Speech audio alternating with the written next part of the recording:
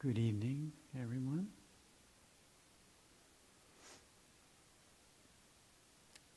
I was sitting outside today a little bit and just marveling at the power of spring in this part of the country.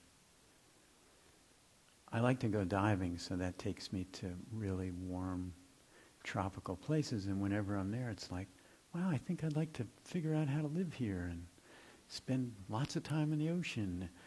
But when I experience a spring in Virginia, just the explosion, all that pent-up energy from the winter, the sap rising everywhere, the pollen, all the plants having an orgy of sex, we're all just covered in the stuff, They don't have any shame or anything. It just happens every year. It's just amazing. I feel really blessed to live in an area like this. And so tonight I'd like to offer a perspective that I hope will be helpful, like we do every night. That I hope will allow you to experience more ease, and that I hope will allow you to actually experience more affection for yourself. This is one of my favorite topics. So a long, long time ago, Saturday, you were given some basic instructions, and Sharon gave instructions today. And they're pretty simple. Just kind of pay attention to what's going on with some kindness. I mean, what can be difficult about that? Now, easy to say, but not so easy to manifest, because all kinds of energies arise and affect our capacity to settle into a kindly, awakened presence. And in Pali, these energies, the word for them is nivarana, which literally translates as coverings, or that which hinders your ability to see clearly. I personally like to just call them challenging energies, becoming more fond of calling them supportive friends, or even limbic lovers. And so a little more on that as we go along. And classically, they're broken into 5 categories. There's wanting, kind of lust, the grasping for things. That's the wanting mind. Aversion is the second category, and that's a big umbrella that includes anger, fear, guilt, shame, rage, murderous rage. So that's the not wanting mind. Third category classically is restlessness and worry. Anybody ever experienced any of these? Or am I just talking to people who never? The fourth category is sleepiness and dullness, classically called sloth and torpor. Okay. And the last one is doubt. So, this from the Buddha. This heart-mind, O monks, is luminous, but it is covered by adventitious visitors. The uninstructed worldling does not understand this as it really is. Therefore, for her, there is no mental development. And this heart-mind, O monks, is luminous, but it is free from adventitious visitors. The instructed noble disciple understands this as it really is. Therefore, for her, there is mental development. In that passage, mental development is referring to the cultivation of both the heart and mind. In the Pali language, and a number of Asian languages, there's only one word for heart-mind. And in Pali, it's citta. So it's a cultivation of this union of heart-mind. Now, mental development, as referred to in this little passage, refers or encompasses the ability to gather all the forces of the heart-mind together, to bring them together in what's called samadhi. Samadhi is more than concentration. A sniper or a burglar, they have concentration. Samadhi is something different. It's a whole basket of wholesome qualities, which includes the ability to focus and bring the mind and heart energies together. And so that's one half of the equation. And that allows us to see more clearly when we're able to hold our heart-mind steady on whatever we want it to. We can see more clearly into the nature of things, into the nature of our relationships, issues in our lives, into everything having to do with this creation we've been born into. That's wisdom. And on the other half, or the two wings of the dove, that's one wing, two wings of the practice. At the same time, to cultivate a relationship that's to all of this creation, including ourselves, that's compassionate, loving, and intimate. So they work together, they support one another. Now, another part of this passage points to something that's very important. This heart-mind is luminous. The deep heart-mind, and maybe you've touched into it in some moments. It's not dark, murky, dull. It's not turbulent. In its essential character, it's bright. It has a lightness to it. It has a non-conceptual intelligence that, and a deep tranquility. It also has a knowing quality. And essentially, it's unruffled by anything. I mean, it really has the capacity to handle, to be with the good, the bad, and the ugly. But as the Buddha said, this natural, perfected heart-mind is visited. And I want to share a poem you've all heard 1,000,000 times, but it's always right on the mark when it comes to the attitude for practice. This being human is a guest house. Every morning, a new arrival. A joy, a depression, a meanness. Some momentary awareness comes as an unexpected visitor. Welcome and entertain them all. Even if they are a crowd of sorrows who violently sweep your house empty of its furniture, still treat each guest honorably. He may be clearing you out for some new delight. The dark thought, the shame, the malice. Meet them at the door laughing and invite them in. Be grateful for whatever comes, because each has been sent as a guide from beyond. So these natural energies, they occur in all of our hearts and minds. Nobody's excluded from that. But why?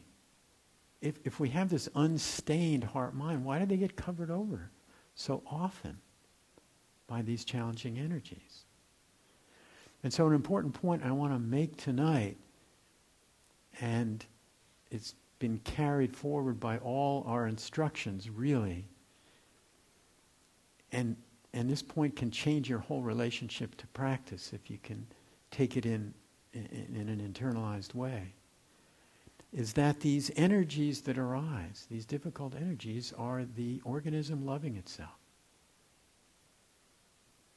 They're actually loving visitors, guests. They're a bit mysterious, these primal energies that emanate from the deep subconscious. They're survival energies. They come from the primitive parts of the brain brainstem, the limbic system. They're vigilant energies designed to protect us, to bring us comfort, ensure our survival. That's their deepest intent, and I'll get into that as we go along. But although they're driven by survival, we can look at them as energies of caring. They, in their own way, attempt to protect us, comfort us, connect us with others, and guarantee your survival forever. I mean, that's their intent. Comfort and live forever. So these energies are sometimes misguided. They don't have a broad wisdom. And they're fueled essentially by fight, flight, or freeze. Those energies. But I found that over the years that if I can learn to hold them with some appreciation and give them some respect as protectors, allies, lovers, so to speak, albeit misguided lovers, that's really the way to go in this practice. Because if you hold these energies as the enemy in some form, that wanting, lust, anger, greed, fear, sleepiness, doubt, etc., if you hold those as enemies, you're just setting yourself up for internal strife, for the internal warfare, fragmentation, and in its worst case, self-loathing. These are natural energies. But every meditator along the path over their lifetime gets to develop and explore the relationship with each of these in all its subtlety and nuance. And at times they seem like they can flood all at once. I remember that from my own experience on numerous occasions. You know, I'd be sitting there trying to meditate and I'd be wanting this or that. You know, some of my favorite foods, or, you know, I'd have these experiences of lust, etc., going on in my mind. And at the same time, it's seemingly, I'd be annoyed at my neighbor because they're making too much noise and they're zipping their jacket up and down. You know, they're committing things that cry out for vengeance. You know, so at the same time, there's kind of wanting, and then there's aversion. You know, and I'm all restless, and then somehow I get all foggy at the same time. Then I start doubting everything. Like, this is no good. I can't do it. This doesn't make any sense.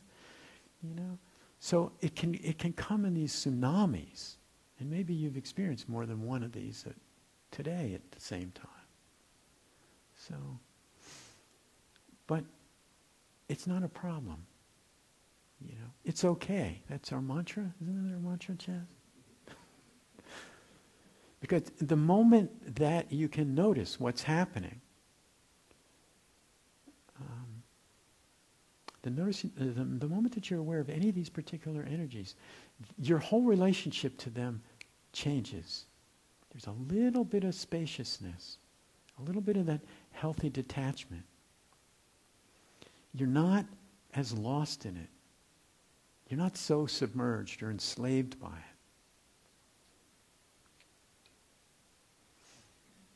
And as you develop some continuity of mindfulness, and that's what you're doing with this over and over, gently recalling the heart-mind to come back, pay attention where you've asked it, like a puppy. Come on over here. Come on over here. Don't make a mess. You know, just come back gently, gently, gently. Developing that continuity of mindfulness is developing samadhi. This very kind of gathered, powerful heart-mind. And there are 5 elements to samadhi. And so I want to go under the hood, so to speak, with you tonight, and look at those 5 elements in a little bit of detail. And this is what's going on when you sit here and you're re-engineering your nervous system. And it's really kind of cool the way it works.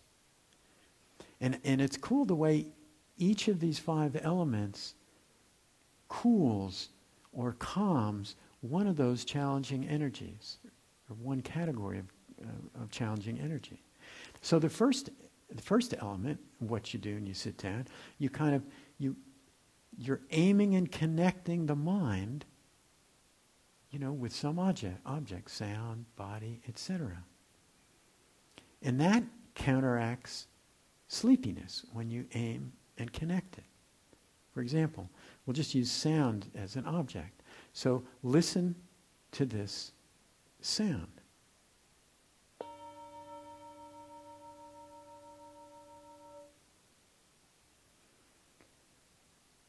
In that moment of connection, there's a wakefulness, a bright wakefulness. Sleepiness is not part of the game when you're connected like that. And of course, there's different levels of sleepiness. Most of you came here underslept. I know I did, and then we all have different biorhythms. Some are morning people, some are afternoon people, etc.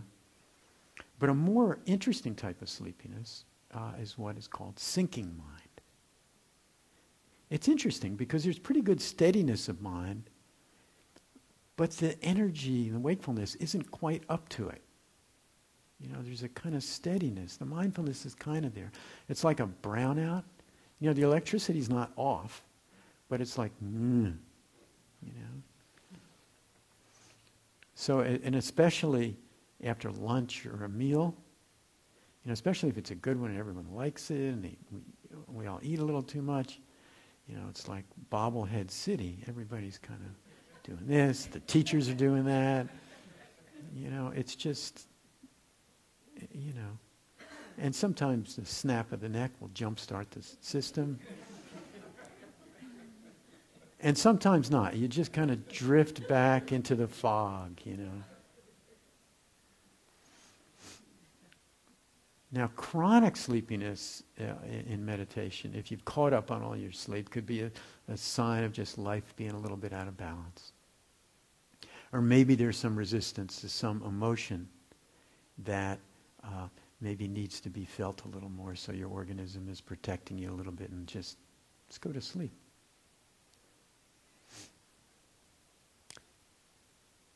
Another way to look at sloth and torpor or sleepiness is just not being fully alive to what's happening right now. It can be, in life, it can be kind of like waiting for the next burst of stimulation. I mean, our culture is shockingly stimulating. When I watch a Netflix movie, they have all these trailers. And I like to watch them to think, wow, there must be something good here. I'm going to find something good here. But most of them, it's just about explosions and people chasing each other in cars and planes and trains and crashes. And it's like, whoa. It's like you don't need a plot anymore. You just need explosions, and you can have a movie, and people will give you millions of dollars to make it. People will go to it and just get themselves whatever, get the adrenaline pumping. So because of the culture we live in, learning to meditate, it takes a little time to get acclimated to the subtleties of experience and not just doze off between explosions, It's a very subtle practice. So that first element, vitaka in Pali, that connection, is followed by the second element, and that's sustaining the contact. And this sustaining ability counteracts doubt. So let's just listen to the sustain. I'll let it go for a little bit.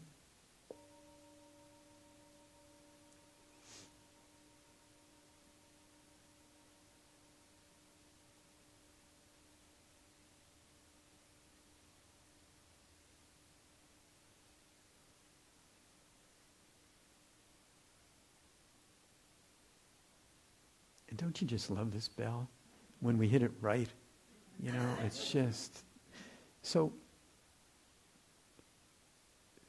if you can sustain awareness long enough to become a little intimate with whatever your subject is, the breath or sounds or sensations in the body, there's no opportunity for doubt to creep in or confusion or uncertainty in the mind because you're connected. But doubt's the most insidious of all the energies because it's so logical when it takes hold. It usually is really logical. And skillful doubt is part of discernment. It's part of wisdom. It's an aspect of wisdom. I mean, you don't want to live your life believing everything you hear. I mean, that'd be really sad. But on the other hand, running off on long, elaborate riffs of doubt, it just paralyzes the system. Just nothing happens. So, a story. A nun came to the abbess complaining that doubt was her primary challenge on the Buddhist path. She had doubt about the path itself, about the teachings, about the teachers, and most importantly about her own ability to succeed in the Buddhist practice. Your problem, said the abbess, is that you don't doubt enough. If you're going to the trouble of doubting, then continue your doubting, but do it more thoroughly. Please also doubt your doubt. You know, you don't have to believe every bit of flotsam and jetsam that kind of rolls through your mind. It could really be coming from your neighbor, you know. So, in fact, when you get into some funk, a repeating kind of story that's debilitating or demeaning in some way, you could ask yourself some questions. You know, and they can be helpful and give you a little breathing room. What am I believing right now that's driving these emotions and thoughts? Just what am I believing? That's the first question. Second question, am I absolutely sure that that's true? Could there be doubt in its veracity? And the third question is, well, what would things be like if I didn't believe that? You know, so you might try that when you're stuck in a rut.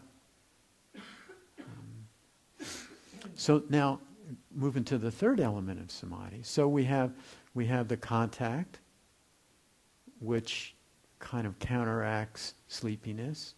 We have the sustaining of that contact, the best that we're able. The mind's all over the place. But sustaining that contact counteracts doubt when we're connected.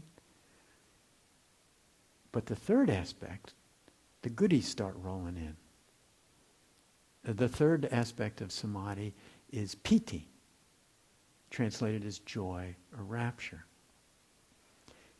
And when your mind gets gathered together, even for a little while, it's not like some big deal. Just a few breaths, half a dozen breaths or whatever, your mind and your heart start to get gathered together. There can be these feelings of kind of happiness that come up. And they can get very strong. They can be really joyful. And when they're present, when you're kind of calmed down, your heart's a little open, you're awake, you know, when they're present, if you look, there's not any anger, hate, murderous rage, guilt, shame. It's like there's no aversion. You know, it's like it feels good. It's like somebody delivered you some perfectly ripe fruit, you know. And then it gets even better, because right on top of that you get delivered like toppings for that fruit. And that's called sukha in Pali. It's more refined than the kind of energetic happiness that you may feel with piti. It has more of a flavor of contentment. And some people think, well, they just arise together. People argue, well, no, one comes first, and then the other. Doesn't matter. They're both there for your enjoyment. And this is all out of your basic mindfulness practice, what we're doing over and over. And so when sukha arrives, this sweet contentment, there's no restlessness. You're just okay with the way things are. You're content. You know, you're just delighted in the way things are. It's that simple. And so then this heart-mind can get even more gathered together in samadhi. Samadhi gets more powerful. And then it kind of moves into what is called ekaggata, which is one-pointedness of mind, where you're really connected with your object. And it's like the sense of self, like, where's the boundaries go? I'm just right here. I'm just hearing, or I'm just feeling, you know. And when you're there, you don't want anything. There's no wanting. There's no lust. There's no wanting. It's just peaceful. There's no sense of any deficiency. You're not moving towards anything or away from anything. It's just nice. So, at this point, the mind and heart is really unified with these 5 elements. And all those 5 challenging energies have all been cooled temporarily. They will, of course, re-energize themselves and visit again, for sure. But in those moments, when they are relaxed, it's quite beautiful.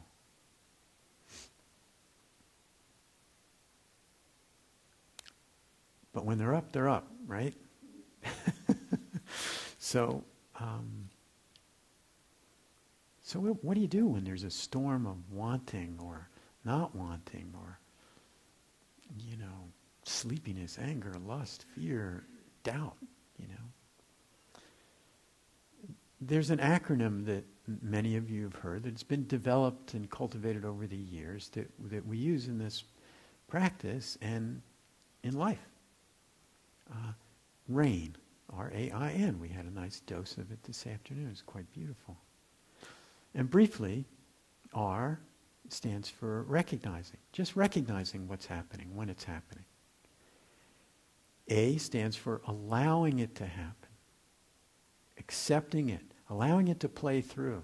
So recognizing and accepting kind of like the ground level of how to deal with life. I won't even use the word practice. The ground level for how to deal with life. I, investigating with kindness. I'm going to put that all together. It's not just investigation. I'll talk more about that when I get into it. You've recognized, now so now you've recognized, you've allowed, you've kind of explored with some intimacy, you've embodied the experience some, and then there's the N. That happens automatically. That's like the fruit.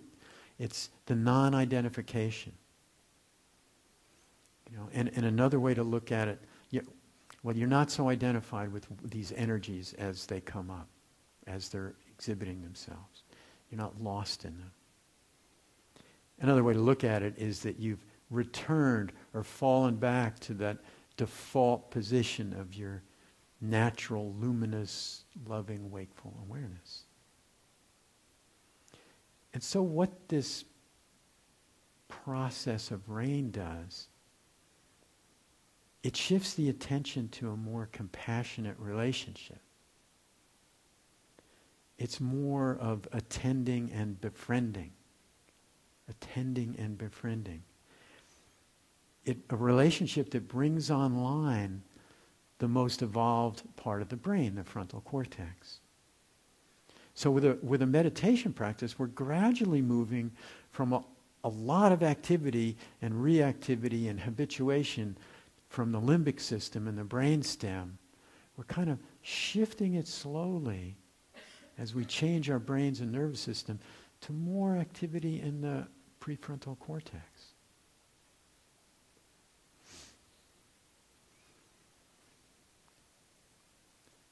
So R, that first recognition, it's a receptivity. It's a kind of open-handed, it's not a grasping at, it's a kind of open-handed receptive quality. And it doesn't have any prejudice. It's just whatever it is. Maybe pleasant, unpleasant. And so another story, the myth of Mara. I meant to bring that picture from downstairs where I have my meetings of Mara. Maybe there's another one here. Maybe that's Mara over there. I don't know. But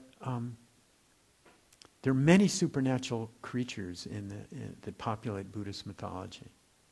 But maybe the most ubiquitous one of all is Mara. Mara just appears all through the Pali Canon in all different places. And he, she, I'm not sure whether it has a gender, it's a god. It's a demon, sometimes called the Lord of Death. And the name Mara literally means destruction.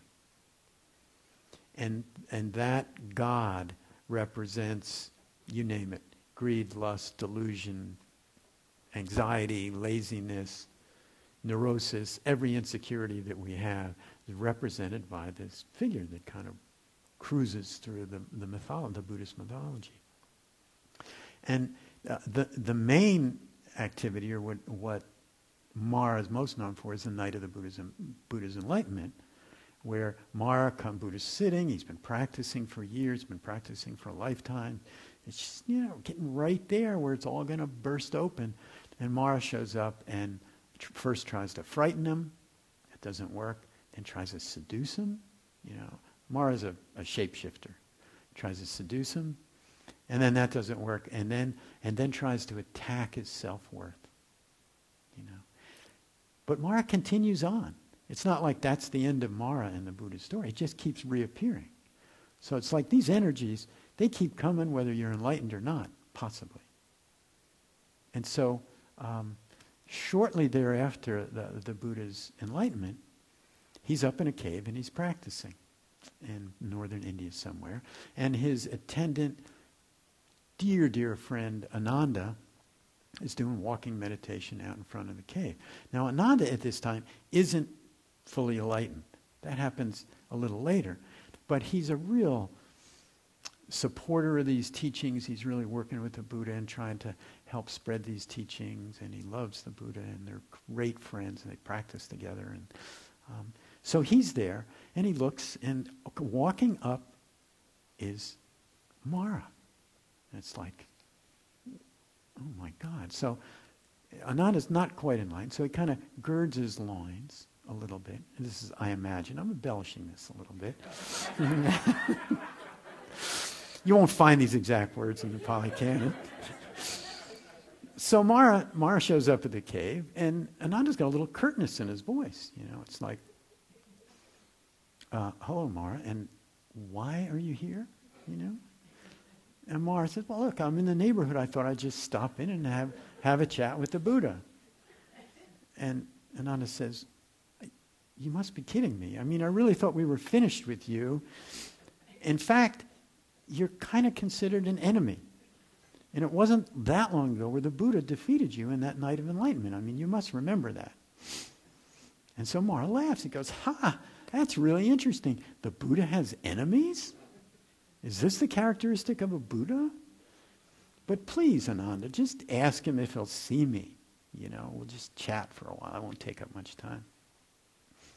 So Ananda's pretty sure the Buddha's going to say, well, no, can't see you now. I'm busy. I'm in a conference, or I'm on a Skype call, or I just can't do it now.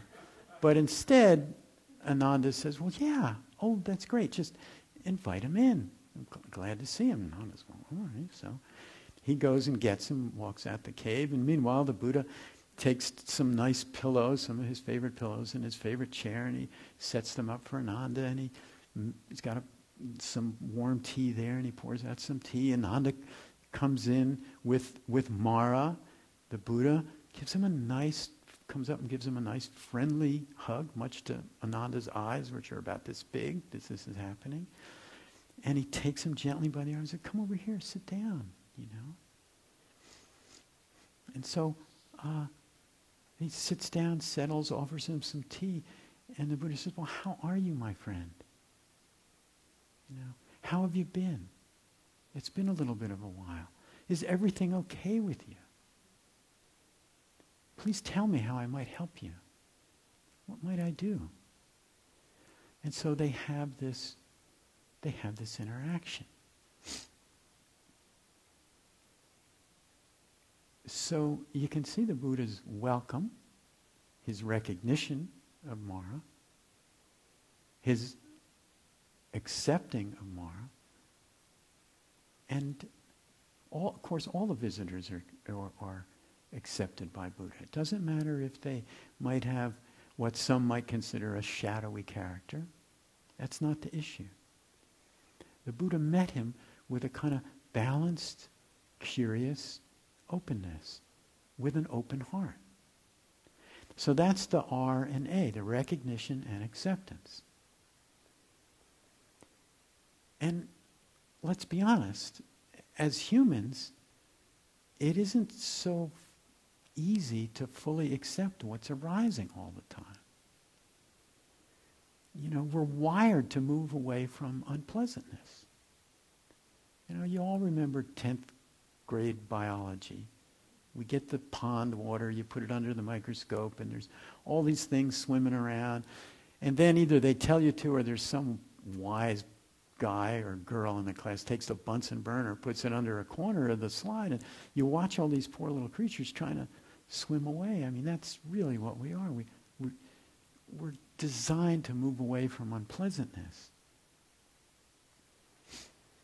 So even though we have the intention, and we're developing our contemplative practice, to be with whatever is fully, sometimes we're 90%, sometimes 80%, sometimes 10%. Sometimes we resist, repress, deny, or we make bargains. That's a good one. It's like we learn this practice, and it's like, this grief is coming through, or this uncomfortableness in my back or shoulder, but I know that if I just turn toward it and sit with it with a kind acceptance, that it's going to go away, And we investigate. That's what we really want. It's like, I'll do this if I get this. And so that's not quite 100% opening to the experience, but we're human. It's okay. It's our mantra. It's okay. And we can include that resistance in our kindly acceptance. It's like, so I'm feeling a little resistance right now. This kind of hurts. I can't be fully with it. But the intention that we have in our practice, to be fully with it. And sometimes we manifest it all the way. Other times a little bit or somewhere in between. It's like my garden. I've got a number of retreats I'm teaching, not quite in a row. But I've had to do a lot of work to get it ready. Prepare the seedbed. My intention is for things to grow. So putting in the irrigation lines and mulching and planting and getting the fence up and all the things that you do for a garden. But I don't know whether anything's going to grow or a bunch of deer are going to jump in there and have lunch, But the intention is there. So our intention is to be with whatever is fully. And sometimes, we're 100%, sometimes 2%. It's okay. So Mara was recognized and accepted, but the Buddha wasn't finished. Those questions that he asked, he was leaning into intimacy. It wasn't like, well, what do you want? I only have 5 minutes. It was like, okay, what's really happening here? Let's feel into this together, this energy, Mara. So that's the investigation with kindness.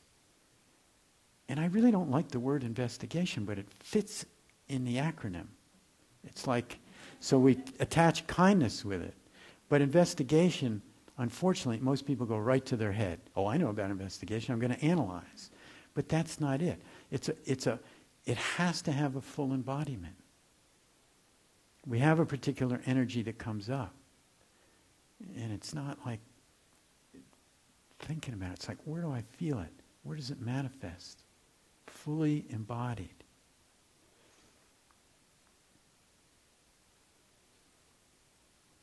There's another habit that can be helpful.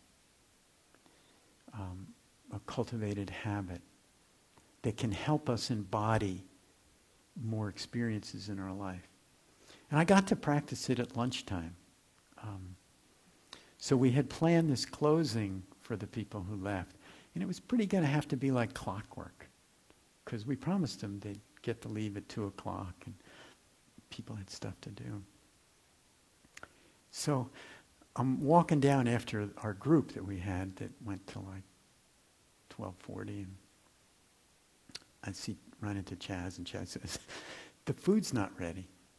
And we'd scheduled this meeting for 1 o'clock. And it's like, I could just feel this anger coming on, this feeling responsible for the container and that things work okay and people are held and fed appropriately, and it's our first retreat. We want to do a good job and all this stuff. And I'll admit, I said to Chaz, I'm going to ream him a new one. It's like, so I'm feeling this flush, and then I'm having all these thoughts. Well, the breakfast didn't happen, and so this self-righteous feeling was just overcoming me as I'm walking down there, and I'm like, all right, what's going on? Can I be with this? I talked a little bit with Sharon, and so that's the challenge. That was up. Can I invite that in, feel it as fully as I can? Certainly it was easy to embody because it was right there and just kind of flaming for a while. But watching it, walking a little bit, back up the hill, I think probably discharged some energy. Feeling it kind of run down. A perspective kind of reestablishing itself. Causes and conditions out of our control. We'll just do the best we can. All those kind of broader, wiser perspective. It took a few minutes for those to kind of rise up, to pull me out of the identification.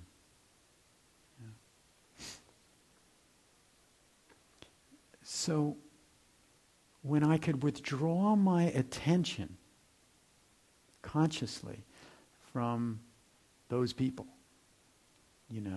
that had trampled on us. When I could bring it back to myself, withdrawing that attention and exploring what was going on here, that's where I actually have some choice. I can be with it and watch it. I can pour gasoline on it. Or I can just allow it, kind of release the grip and just allow it to play through. Which it always does. And over time, we get more and more comfortable in this process, being with these activities. So let's try a little reflection together. So you might close your eyes and go inside. Take a few deep breaths.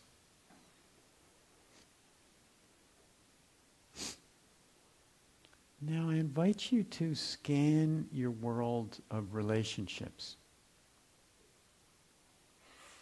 and choose a situation or an individual that creates some annoyance. Now the temptation might be to go to the most difficult situation. See if you could back off that and find something that's not quite the top of the list. You don't want to re-traumatize anybody, but just a kind of middling annoyance. That person or that situation that you find yourself in that's like, And place yourself in that situation and put your attention on what's going on in that situation or that individual. Look in detail on that individual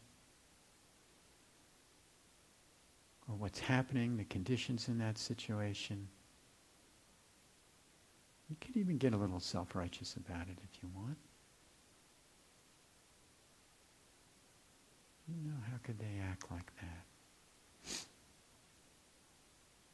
Just feel into it. You might choose political figures. I mean, there are lots of targets out there.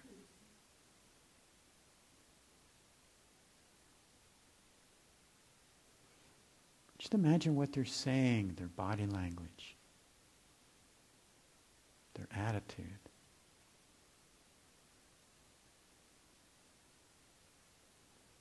What don't you like about that person? Or that whole situation?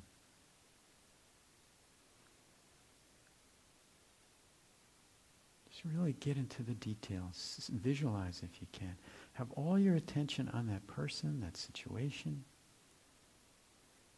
what they're saying, doing, what's going on.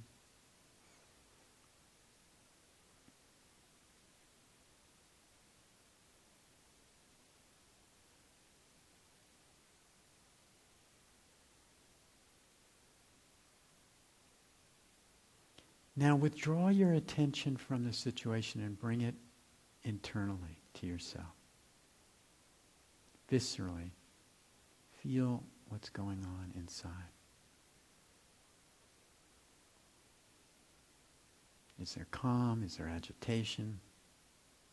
Is it pleasant, unpleasant? Where might you be feeling it in the body? Stay with them now fully, not attending to the object, just with yourself. Attention completely withdrawn from the object.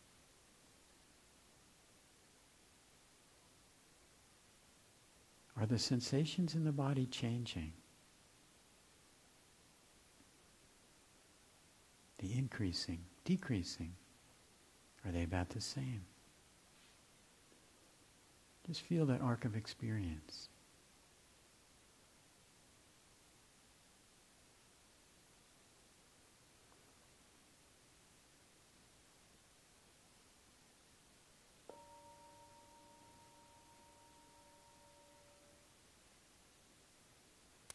So withdrawing from the object, it's subtle but significant in supporting our habit of embodying experience.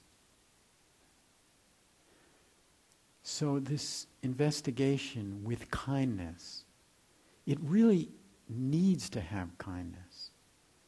And it can be really helpful to bring the subtle perspective into play that I mentioned in the beginning. So we're exploring what's going on, we're embodying it. And recognizing at the same time, if we're able, the supportive energy of these challenging energies.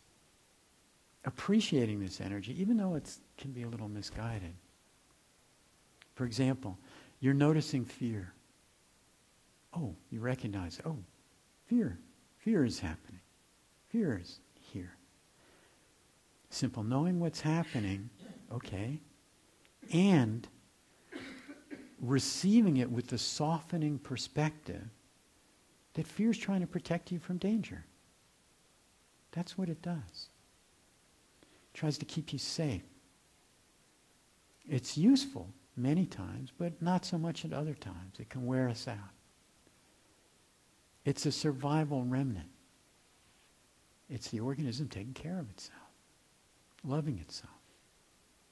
And with that perspective, if we add that perspective in there can arise, if you try it enough, some feelings of empathy, self-empathy and self-compassion.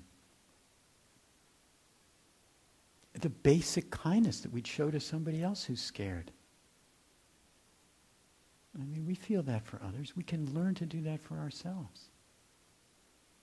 And the fear's trying to help us.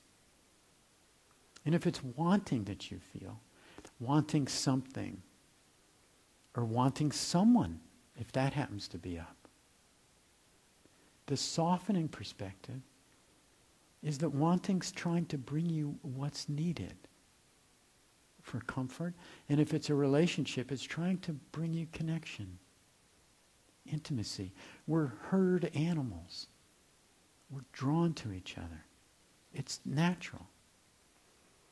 And if there's restlessness and worry, excessive planning, I mean, who here hasn't done some planning today? I mean, come on. The softening perspective on restlessness, worry, and planning is just simply that the organism's trying to get everything set up so it all works right. Line it all up for survival forever and in comfort. What a deal. Plan, plan, plan, plan, plan. But we also know that our wiser self knows that we can get overcooked. Become habitually anxious. And I mentioned sloth and torpor before. Sometimes when that's arising, the more softened perspective is that it's just trying to put us to sleep and to protect us from feeling something that might be difficult. You know? Now that's not the wisest, MO for life, but our organism is just saying, hey, this is going to be a little difficult, so let's just turn out the lights, And if it's doubt that's arisen, in this soft perspective or limbic love context, doubt that just doesn't want us to be fooled by anything. Let's just paralyze the system so we don't make a wrong move. We'll just keep doubting and doubting and doubting. Better frozen than sorry, So you're getting it, I hope, that these energies are not the energy. We're not in battle with them. We're cultivating a friendly relationship with them. It was a huge step in my practice. When I realized these weren't energies to get out of the way so I could have bliss. That working with these relationships is a critical part of life. And they're to be included, embraced, and to cultivate a softer relationship with them. And as I continue to work with this, and even today, that experience I had down there, I was like, what was that anger about, It was like I wanted to do okay for the group. In my limbic system, my brainstem was like, gee, you need to do okay or they're going to throw you out of the tribe. This retreat gets messed up. You'll be sent in the wilderness. Now, of course, that's not rational, but that's what's happening when we're reacting from back there. And so that anger was self-righteous. It was going to make it right.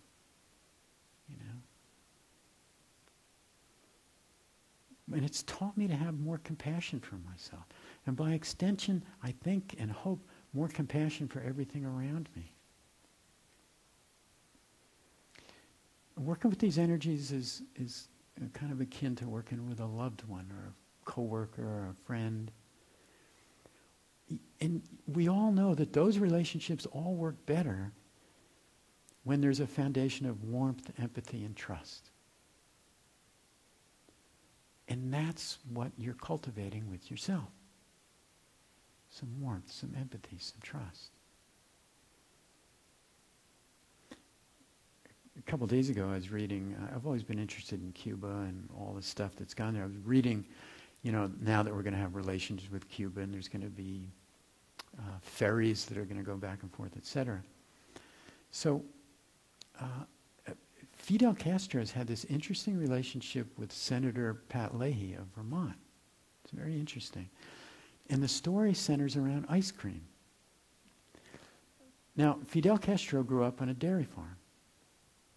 And so he loves everything dairy, And after the revolution, there was the embargo, and things were really grim and continued to be grim for like 50 years in a lot of ways.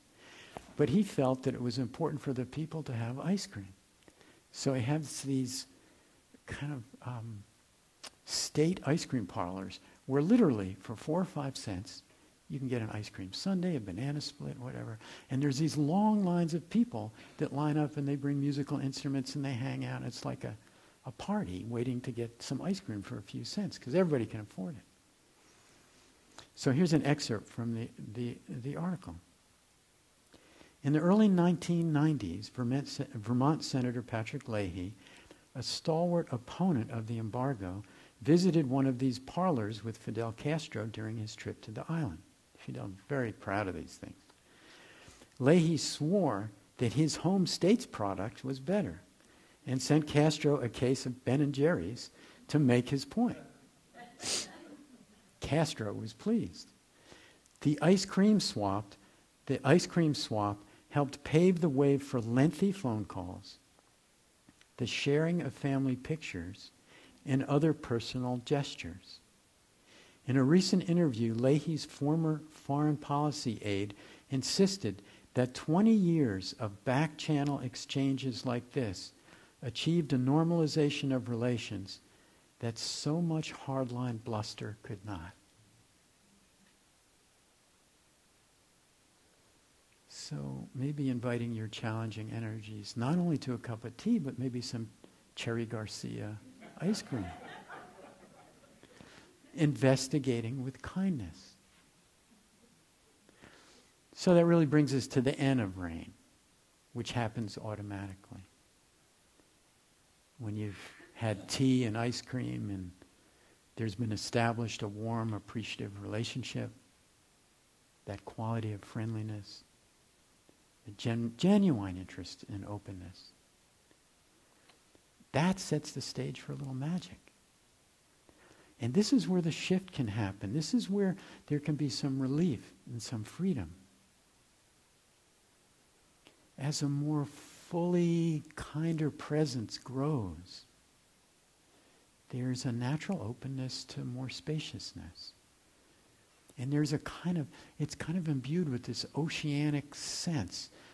There's a connection to everything. The boundaries of separation they kind of dissolve.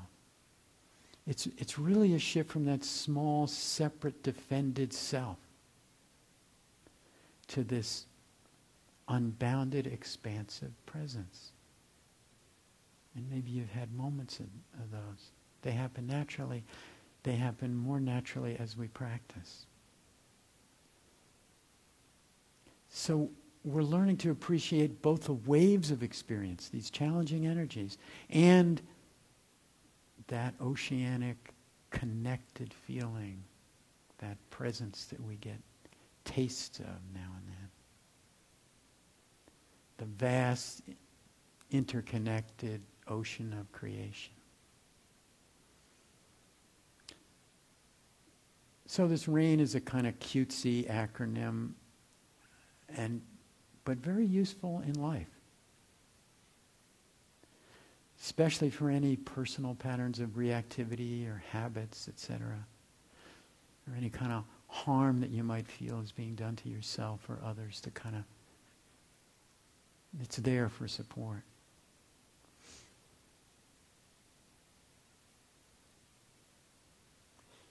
And when you notice thoughts or emotions are repeating themselves, there's usually some charge behind it, and maybe that's a time to slow it all down and allow some gentle rain to kind of moisten the whole experience.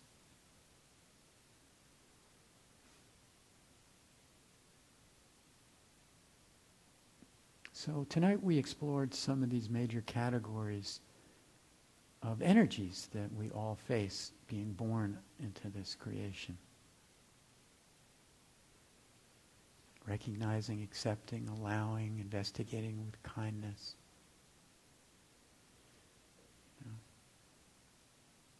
And we also explored the cultivation of an appreciative attitude for these. For that love and care that this organism is expressing. Misguided at times, of course. And bringing forward those survival energies. But attending and befriending is the way.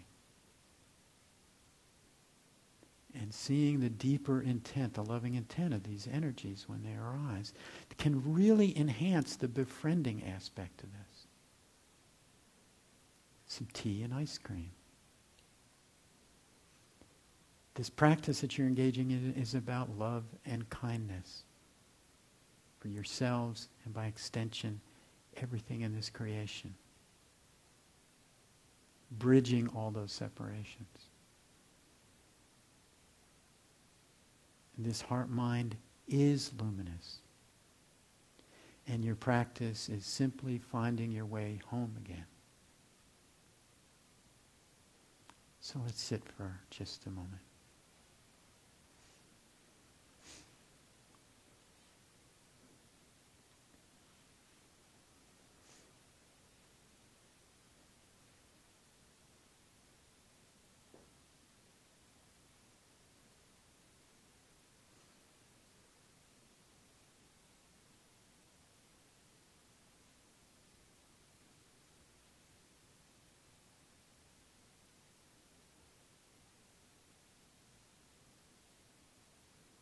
And from Ryokan, the wandering Japanese monk.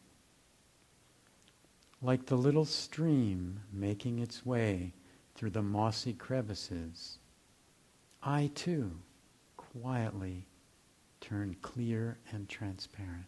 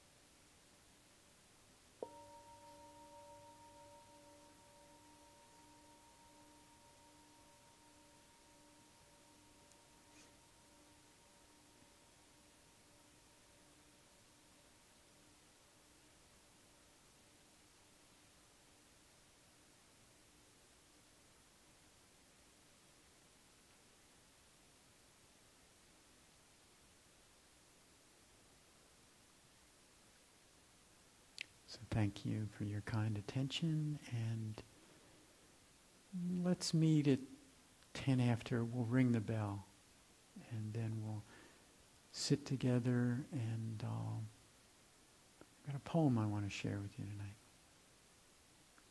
Thank you.